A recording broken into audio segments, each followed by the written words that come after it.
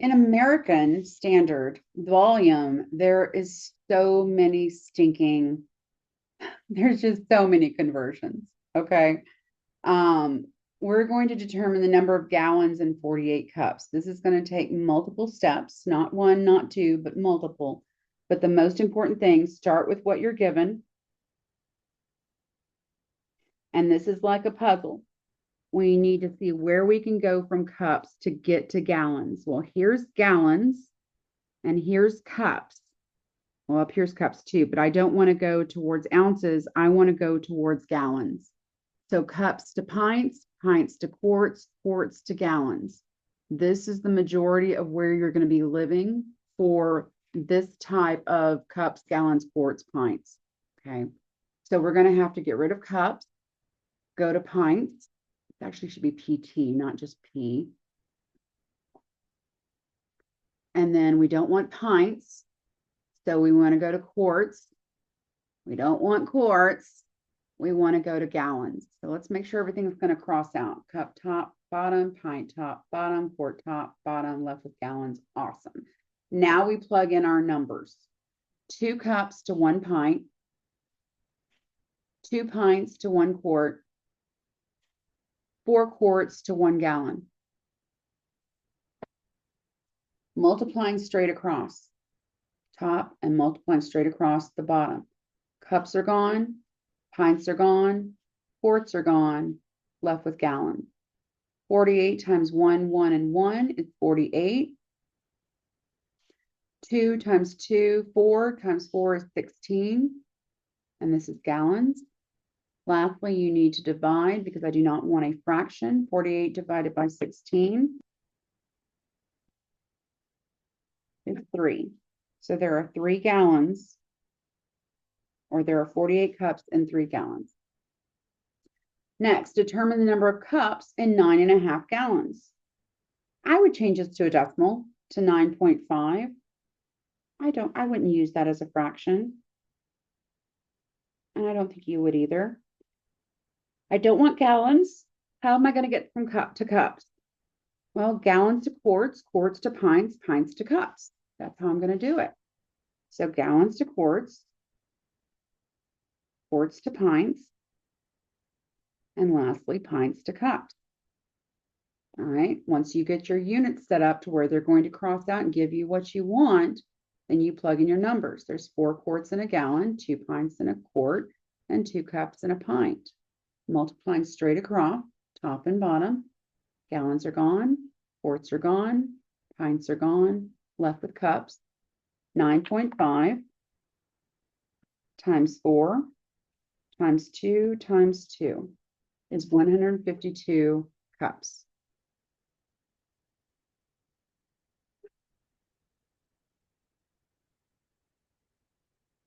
Looks like there's another one in here. Nope, maybe not. Nope, just me. All right. Determine the number of fluid ounces in 9 quarts.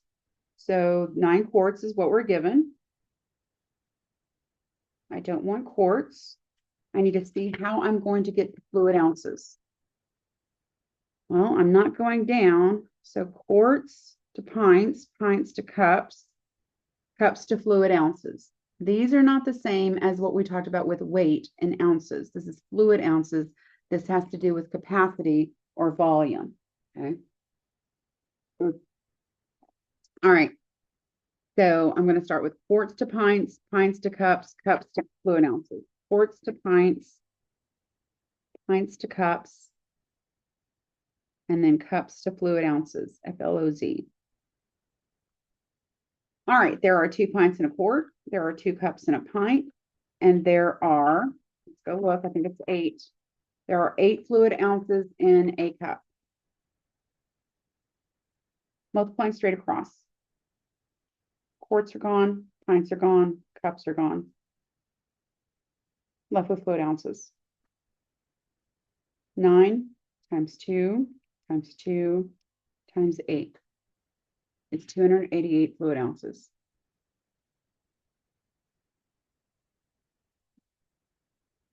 All right. Betty brought 1 gallon of iced tea to a potluck. Dennis brought 3 quarts of iced tea to a potluck. How many cups of iced tea are at the potluck? Okay, well, there's multiple ways to do this. Some students took 1 gallon to quarts, added the quarts, and then took it to cups. Some took it 1 gallon all the way to cups, 3 quarts all the way to cups, and then added them. I'm going to do that just to make sure you have enough, visual of seeing me doing the conversions for both of them. So I'm going to go 1 gallon, and I'm going to take it to cups. And I'm also going to take the 3 quarts and take it to cups. All right, so I'm going to go from gallons to quarts, quarts to pints, and then pints to cups. You can see this on your conversions. Plug in your numbers. There are 4 quarts in a gallon, 2 pints in a quart, 2 cups in a pint. All right, multiplying straight across. Make sure they cancel out. Gallons, quarts, pints, left with cups. 1 times 4 is 4, times 2 is 8, times 2 is 16 cups. These are all ones in the bottom. We need to go from quarts to pints, pints to cups, 2 pints in a quart, 2 cups in a pint, multiplying straight across. Make sure everything cancels out. Quarts are gone, pints are gone. 3 times 2 is 6, times 2 is 12. And then we add the 16 and the 12. And that is 28 cups are going to be taken to the potluck of iced tea.